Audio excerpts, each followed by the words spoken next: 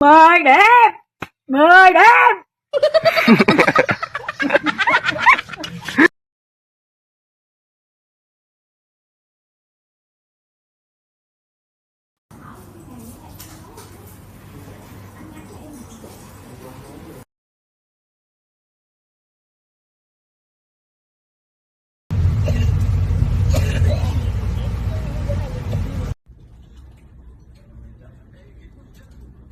Thành không phải sẽ rõ ràng.